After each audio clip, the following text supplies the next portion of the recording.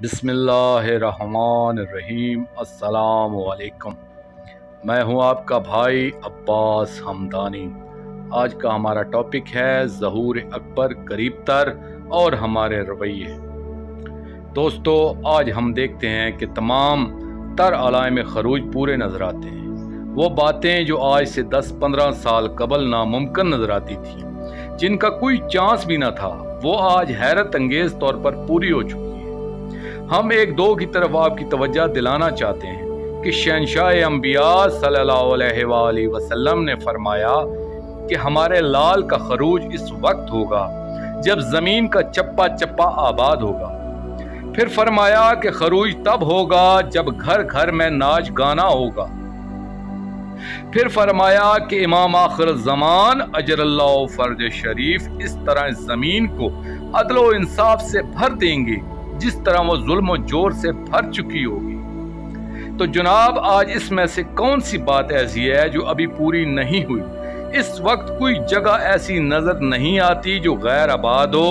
ناچ گانے کے ہزاروں وسائل ہیں جن کی وجہ سے آج ناچ گانا گھر گھر تو دور کی بات ہے، ہر جیب میں موجود ہے موبائل کی صورت میں۔ اور ظلم و جور بھی آپ کے سامنے ہے کہ عدل ایک کتابی بات بن کر رہ گیا ہے۔ تو جناب، اب بس طلوع آفتاب کا وقت ہے، دیر نہیں ہے۔ اس ذات کی آمد ہے جو 1400 سال سے انتظار فرما رہے ہیں کہ شاید کوئی بچ جائے، جبکہ دوسری طرف 1,24,000 انبیاء علیہم السلام اور ان کے دور کے مظلومین کا انتقام تشنہ انتقام ہے۔ کربلا والے آج بھی خون میں لت پت کربلا کی گرم زمین پر نظر آتے ہیں۔ الاتش الاتش اور واہ حجابہ کی صدائیں سنائی دیتی ہیں، جن کو سن سن کر ہمارے شہنشاہ زمانہ اجر اللہ فرج شریف آج بھی خون کے آنسو بہا رہے ہیں۔ جس وقت حضرت ابراہیم خلیل اللہ علیہ السلام کو آگ میں پھینکا گیا تو اس واقعے میں دو اور جانداروں کا بھی ذکر ہے، ایک مینڈک اور دوسری چھپکلی۔ جب آگ بھڑک رہی تھی تو چھپکلی اس کو پھونکے مار رہی تھی تاکہ یہ مزید بھڑکے، اور اس وقت مینڈک اپنے منہ میں پانی بھر بھر کے لا کر اس آگ پر ڈال رہا تھا کہ کس طرح وہ بجھ جائے۔ نہ تو چھپکلی کے بھڑکانے سے وہ میلوں پر محیط آگ بھڑکی اور نہ چند قطرے پانی سے وہ بجھی، لیکن یہاں ایک فیصلہ ہو گیا کہ مینڈک دوست تھا اور چھپکلی دشمن۔ عرض یہ ہے کہ ہم کہاں کھڑے ہیں؟ ہم سرکار کے دوستوں میں سے ہیں یا دشمنوں میں سے؟ فیصلہ آپ نے مسلح پر بیٹھ کر کرنا ہے۔ ایک مثال پیش کرتا ہوں، اس کے بعد آپ نے فیصلہ کر لینا ہے کہ اگر ہمارے گھر کا کوئی بزرگ یا والد کسی کمرے میں چلا جائے اور دروازے اندر سے بند کر لے، پھر اس کے رونے کی آواز بھی آ رہی ہو، تو بتائیں کہ اس وقت گھر کے افراد کی کیا کیفیت ہوگی؟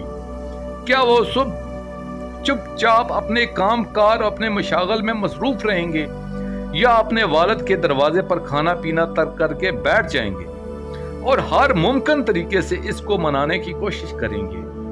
میرا خیال ہے کہ اگر وہ حلال زادے ہیں تو پھر اس وقت تک انہیں اور کچھ نہ سجائی دے گا کہ جب تک ان کا والد ناراضی بھلا کر باہر نہیں آ جاتا۔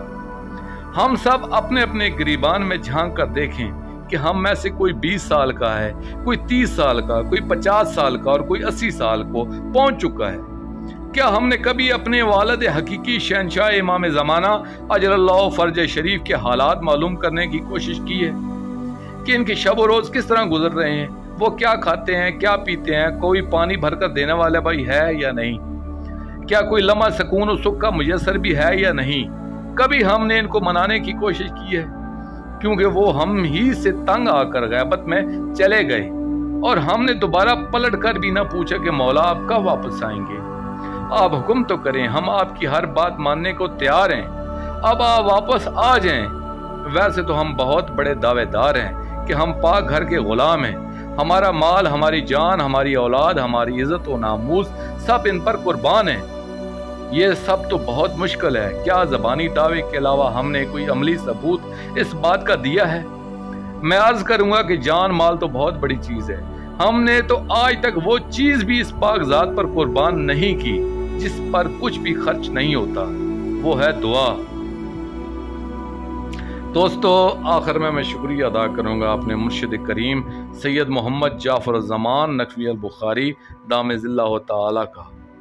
یہ مضمون میں نے ان کی کتاب خون کے آنسو سے پیش کیا ہے۔